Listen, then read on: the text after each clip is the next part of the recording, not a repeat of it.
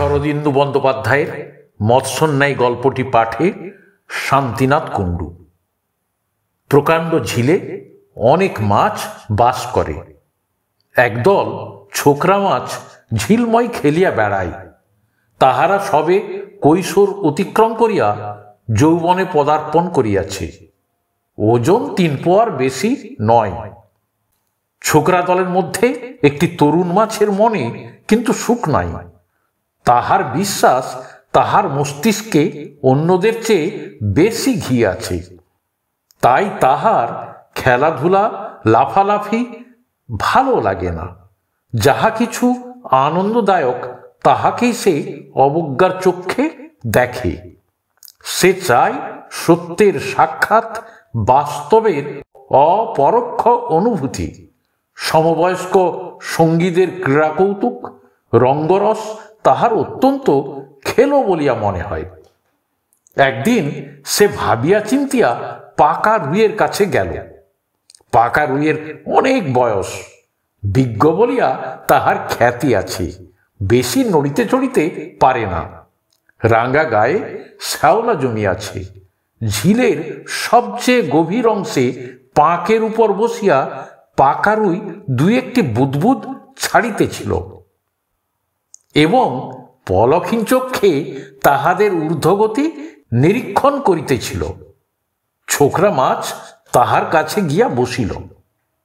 চোখ বাঁকাইয়া পাকা রুই ছোকরাকে দেখিল। লেজ একটু নাড়িয়া তাহাকে সম্ভাষণ করিল। কি হে ভায়া, এদিকে কি মনে করে? ছোকরা মাছ কয়েকবার কানকো খুলিয়া জোরে জোরে নিঃশ্বাস লইল। আপনি এত নিচে থাকেন কি করে? আমার তো দম বন্ধ হয়ে আসছে। পাকা রুই একটু হাসিয়া 2টি বুদবুদ ঊর্ধ্বে প্রেরণ করিল।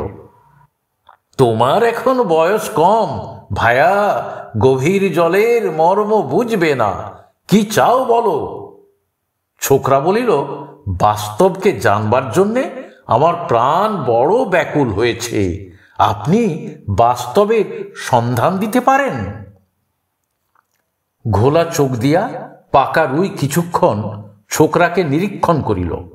যে জল বাতাসে রয়েছ তাতে বুঝি আর মন উঠছে না? ছোকরা বলিল, না, আমি চাই উলঙ্গ সত্য, কঠিন বাস্তব। এসব ছেলে খেলা আমার ভালো লাগে না। আপনি শুনেছি জ্ঞানী, ঝিলে আপনার মতো প্রবীণ আর কেউ নেই, তাই আপনার কাছে এসেছি। বেশ করেছ। আমার পরামর্শ যদি চাও, দলের ছেলে দলে ফিরে যাও। না না না, আমি বাস্তবের সন্ধান চাই। পাকা রুই স্তিমিত নেত্রে কিছুক্ষণ পুচ্ছ স্পন্দিত করিল। আমার ঠোঁটের পাশে একটা কালো চিহ্ন দেখছ? দেখছি। ওটা বাস্তবের সিলমোহর। ভালো চাও তো খেলা করো গিয়ে। না, খেলতে আমার অরুচি। আমি সত্যিকারের জীবন সাক্ষাৎকার চাই। পাকা রুই একটা নিঃশ্বাস ফেলিল। কয়েকটি বুদবুদ বাহির হইল। বেশ, চলো তবে। আমার কিন্তু দায় দোষ নেই। কোথায় যেতে হবে? পশ্চিম দিকের বাঁধা ঘাটে, ওইখানেই বাস্তবের আখড়া। কিন্তু সেদিকে যে যাওয়া বারণ। শুনেছি মৎস্য পুরাণে লিখেছে ওদিকে গেলে পাপ হয়। চরম সত্যের সন্ধান পেতে হলে শাস্ত্রের বিধিনিষেধ, পাপ পুণ্যের কথা ভুলতে হবে। স্বচ্ছন্দে আমি ওসব কুসংস্কার ভুলতেই চাই। চলুন, কোথায় নিয়ে যাবেন? পাকা রুই তখন ছোকরাকে লইয়া মন্থর গমনে পশ্চিমের বাঁধাঘাটের দিকে চলিল। পথে কয়েকজন ছোকরা মাছের সঙ্গে দেখা হইল। তাহারা সকৌতুকে প্রশ্ন করিল, কিরে, ভূষণ্ডী বুড়োর সঙ্গে কোথায় চলেছিস? সগর্বে পুচ্ছ আস্ফালন করিয়া তরুণ বলিল, বাস্তবের সন্ধানে। ঝিলের পশ্চিম দিকে তখন সূর্যের আলো তেরছাভাবে পড়িয়া তল পর্যন্ত আলোকিত করিয়াছে। একটি সূক্ষ্ম সুতা লম্বভাবে স্বচ্ছ জলের মধ্যে ঝুলিতেছে। তাহার প্রান্তে গোলাকৃতি একটি ক্ষুদ্র বস্তু।